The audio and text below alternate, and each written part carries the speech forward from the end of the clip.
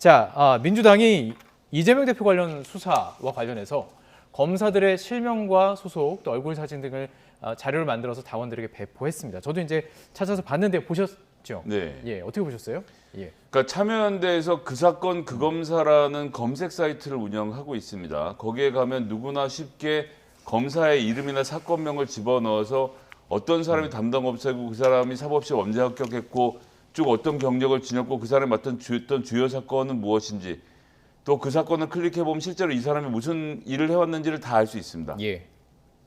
이렇게 공개된 정보를 통해서 검사들이 어떤 네트워크 안에서 누구에게 명령을 듣고 어떤 사건을 부당하게 처리했는지 과정을 다 드러내게 하고 있는데 예. 이건 공직자로서는 너무 당연한 검증의 과정입니다. 예. 이 과정을 피하려고 한다는 시도 자체가 좀 이상하다고 생각하고요. 특히나 한동훈 법무부 장관 이 문제를 놓고 이제 법치주의 훼손이라고 말을 하는데 예. 그러니까 윤석열 대통령과 한동훈 법무부 장관이 법치주의란 말을 좀 그만 썼으면 좋겠습니다. 법치주의라는 것은 만인이 법 앞에 평등하다고 하는 건데 우리나라에서 가장 크게 법치주의를 훼손하고 있는 건 검찰.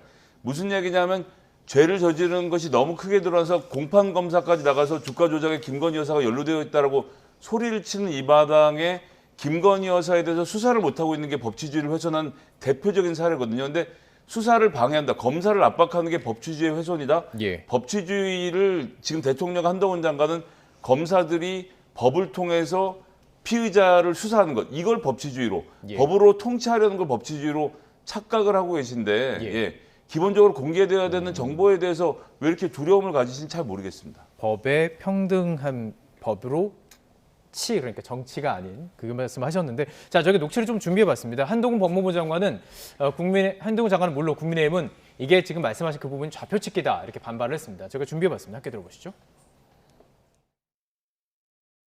이건 이재명 대표 개인의 형사 문제입니다.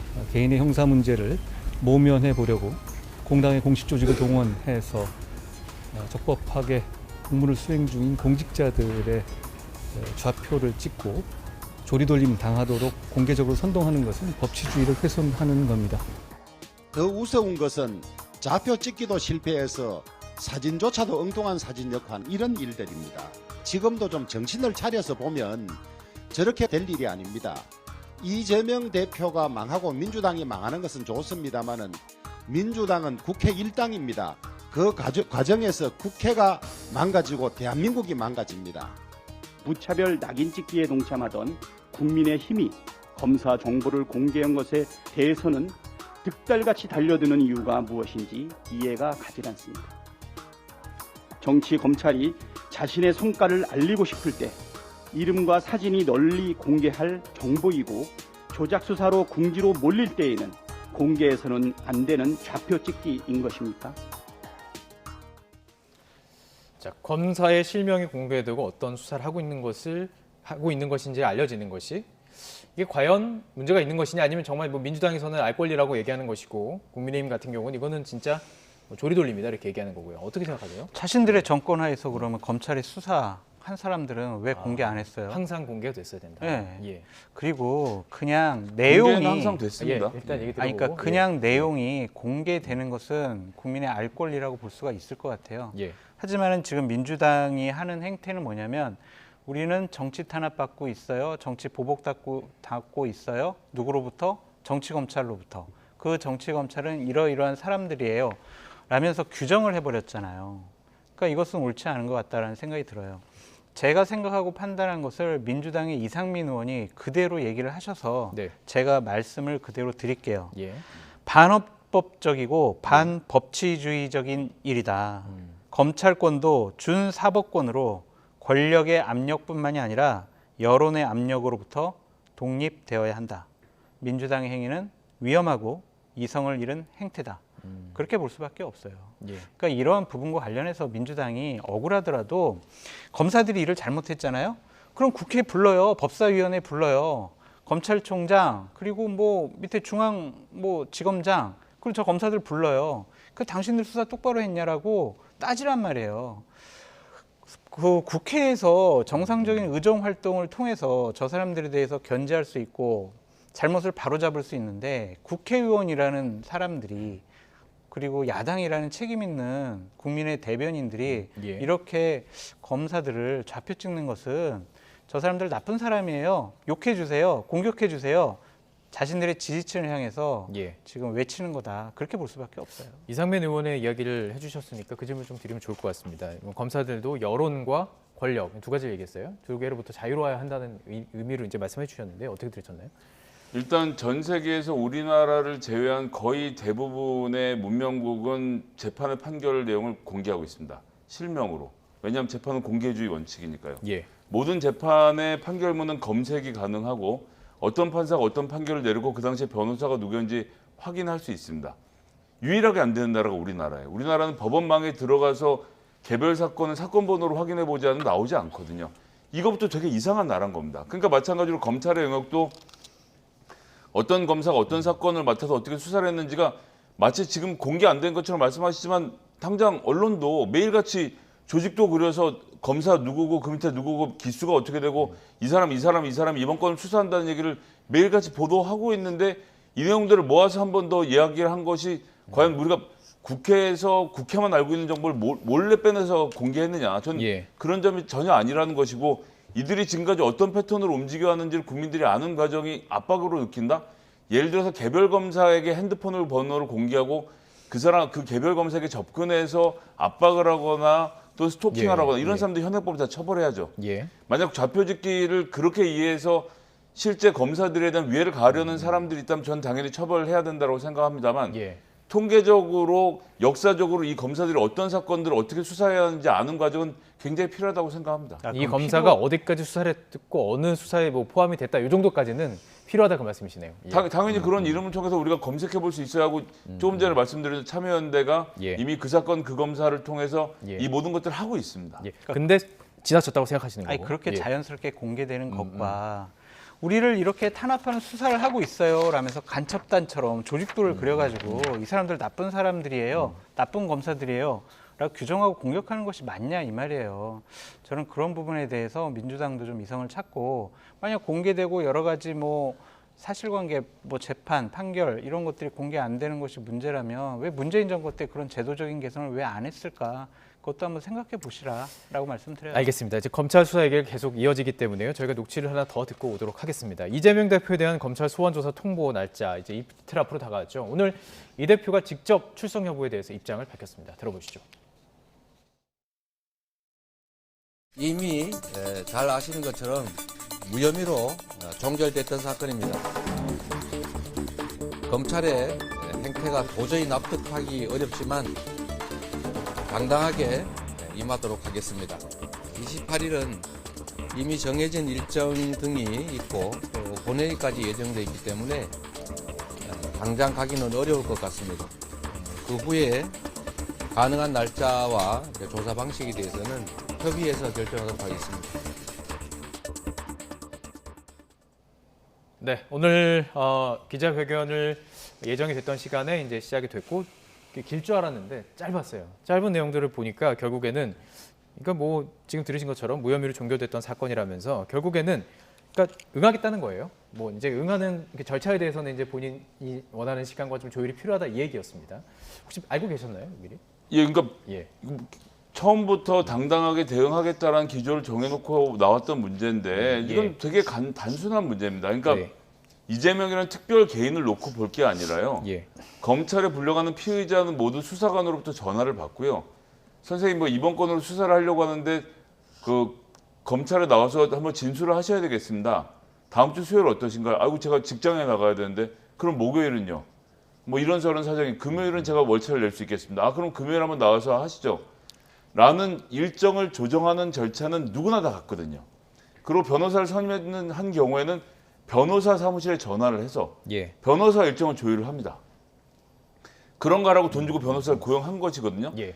이재명 대표에겐 변호사가 있습니다. 그러면 이 사건에 대해서 검찰 측이 변호사 측과 일정을 조율하면 되는데 예. 느닷없이 오후 5시에 당대표실에 전화를 해서 28일입니다라고 통보하고 다음날 아침에 언론을 통해서 단독 보도로 나간다? 예. 이게 뭐 하는 겁니까? 그러니까 조율하면 되는 일정, 변호사 사무실 일정을 조율을 하려고 했는데 이재명 대표가 출석 요구를 거부했다. 그런 사실 공보를 하든가요. 그것도 아니고 당대표실에 엉뚱하게 전화를 놓고 변호사가 아무런 조율도 하지 않고 이재명 대표가 마치 이 사건에서 뭘 하지 않는 것처럼 정치적인 이 수사를 하고 있는 검찰이 다른 피의자들과 마찬가지로 예. 기본적으로 갖고 있는 권리를 지켜줬으면 좋겠습니다. 그래서 응하겠다고 오늘 어떻게 보면 이제 그 언론에 얘기를 한 것이라고 볼 수 있을 텐데요. 그러면 검찰 측에서는 어떤 대응 카드를 꺼낼까요? 이 이제 상황에서? 뭐 계속 조율을 하겠죠. 이제 조율해서 출석을 실제 이제, 하시라. 예. 그래서 출석 가능한 날짜가 네네. 언제냐. 그렇게 해서 합의를 볼 것 같다는 생각이 드는데 이 성남 FC 사건과 관련해서는 이재명 당대표가 좀 인식과 생각이 잘못된 것 같아요. 저는 이미 무혐의로 종결된 사건입니다. 예. 이런 식으로 얘기를 하고 있거든요. 이건 사실관계가 달라요. 어쨌든 뭐 작년 6월에 경찰이 불송치 결정을 내린 거는 맞지만 그 이후에 검찰에서 조사하려고 했더니 친여 성향의 성남지청장 박은정 검사, 이 사람이 밑에 있던 박하영 차장검사가 이거 제대로 수사해야 됩니다라고 계속 얘기를 하더라도 계속 이거 수사하면 안 될 것 같아, 뭐가 다시 부족해, 다시 해와, 이런 식으로 해서 수사를 무마시켰었고 예. 올해 6월에서야 성남지청장이 바뀝니다. 그 사람이 지금 6개월 동안 조사를 해서 이재명 당대표의 여러 가지 범죄 혐의에 대해서 입증이 가능할 정도의 증언과 증거를 확보를 했다. 그래서 지금 이재명 당대표를 소환 조사하려고 하는 것이다. 예. 라고 하는 것이지 예. 지난 문재인 정권 시절에 경찰에서 불송치 결정했으니까 저 무혐의예요. 이런 식으로 항변하는 것은 옳지 않다라고 말씀을 드리고요. 예. 이런 사건과 관련해서는 그냥 좀 정정당당하게 임하셨으면 좋겠다라고 말씀을 드려요. 그냥 검찰하고 조율이 된다면 이제 본인이 자신 있게 뭐 출두해서 본인 예. 하고 싶은 얘기 하시고 무혐의를 입증하시면 된다라고 예. 말씀드립니다. 수사 과정에 대해서 좀 얘기를 해주셨거든요. 하실 말씀 있으신가요? 예. 그러니까 저는 뭐 이번 건과 관련돼서는 이재명 대표가 당연히 설명을 할 것이고 지금 성남 FC 건 자꾸 얘기를 하는데 지금 벌어지고 있는 300명이 넘는 수사관들과 검사들을 대규모 동원해서 하는 이 수사의 본질은 대장동의 막대한 천문학적 이익을 거두는 과정에서 김만배들 일당이 정진상과 이재명 등 당시 성남시장실을 매수해서 이번 사건을 만들었다. 이거를 찾아내라고 하는 거예요. 그런 일을 찾아내는 줄 알고 저렇게 수많은 인력이 투입돼서 전력을 다해야 하는 검찰을 예, 국민들이 예. 지켜보고 있는 것이거든요. 그럼 사건의 본류를 제대로 짚어서 딱 핵심을 짚어야지. 이것도 안 되니까 또 저걸로 갔다 여기로 갔다 이제 돌다 이제 성남 FC로 해서 성남 FC가 경기를 잘 뛰어서 그 광고비로 성남 선수들이 잘 뛴 것으로 시민들이 흡족했으니까 그것이 이재명의 제3자 뇌물이라는 예. 기적의 논리를 만들어내서 이걸 가지고 지금 기소를 하려고 한다. 예. 본류로 빨리 돌아가서 원래 해야 되는 대장동 수사를 좀 잘했으면 좋겠습니다. 예, 알겠습니다. 예. 알겠습니다. 지금 이 내용이 지금 검사사 많이 얘기를 했으니까요. 네, 예. 네. 자, 이 관련해서 네. 일 것 같습니다. 민주당 내 분위기가 살짝씩 바뀌는 걸까요? 좀 어떻게 보실지 궁금한데 네. 민주당 내에서 비명계 움직임이 조금 관심이 가고 있어요. 지금 이제 내년 초에 민주당의 길이라는 이름으로 그러니까 토론회인 거죠. 네. 공부하는 이제 그런 건데 이게 조금 다른 움직임이 있는 거 아니냐. 이재명 대표를 견제하기 위한 혹은 다른 것을 좀 생각하는 다음 차기를 생각하는 어떻게 보세요? 근데 예. 이제 이재명 당대표가 예. 아무리 이제 검찰에서 기소를 당하고 1심에서 판결이 나온다고 하더라도 어떤 법정 구속이라든지 뭐 감옥에 가지 않는 한 당대표직을 계속 유지할 거예요. 그러면 2024년 총선 공천권 행사는 이재명 당대표가 할 수밖에 없다라는 것이 일반적이고 상식적인 얘기다라고 예. 말씀을 드려요. 예. 그런 상황에서 비이재명계 의원들이 이재명을 반대하기 위한 새로운 민주당의 길을 모색해보자. 우리 의원들 모여라. 30명 정도 모여라. 이렇게 하는 것은 좀 무리가 있어 보이고 과한 해석이 아니냐라는 좀 생각이 듭니다. 예. 이 민주당의 길이라는 이 모임은 반성과 혁신이라는 그런 모임을 좀 확대 개편한 건데요. 김종민 의원과 이원욱 의원이 주축이 돼서 네. 지금 하는 거고 예. 우리 반 이재명 토론회 하는 거 아니에요. 우리 이재명 대표 사법 리스크 민주당 어떻게 될까 이런 거 토론 안 하고요. 예를 들면 소선거구제, 대통령제, 예. 권력구조 개편에 대해서 우리 정치개혁 차원에서 우리 국회의원들이 해야 될 논의들을 할 거예요. 이런 명분을 갖고 있거든요. 예. 그래서 이것을 자꾸 반이재명으로 이렇게 공격을 하거나 아니면 그렇게 해석하는 것은 약간 좀 무리가 있어 보인다라고 예. 말씀드려요. 이런 상황에서 이낙연 전 더불어민주당 대표가 SNS 글을 올렸습니다. 현 정부에 대해서 윤석열 정부에 대해서 좀 비판하는 목소리가 좀 있었는데 이걸 연결해서 생각하는 경향들이 있어요. 이런 것도 언론이 좋아하기도 하고요. 예. 나를 잊지 말아야죠. 예. 그 이제 멀리에 계시고 오랫동안 보이지 않기 때문에 중간에 한번 존재감을 드러내는 과정인 정도로만 이해하면 되지 이걸 예. 뭐 이상 복잡하게 여길 게 없다라고 보고요. 지금 예. 현재 당대표 체계를 무너뜨릴 수 있는 다른 방법이 별로 없거든요. 그리고 이 뭐 국민의힘은 모르겠지만 민주당 내에서는 갑론을박하면서 서로 싸우는 게 되게 자연스러운 과정이기 때문에 그런 민주주의 토론을 과정. 통해서 당내 여러 가지 목소리들이 존재하고 주류 비주류가 원래 어느 당이나 있는 거 아닙니까? 그런 예. 정도의 움직임은 저는 뭐 되게 자연스럽게 보고 있습니다. 알겠습니다.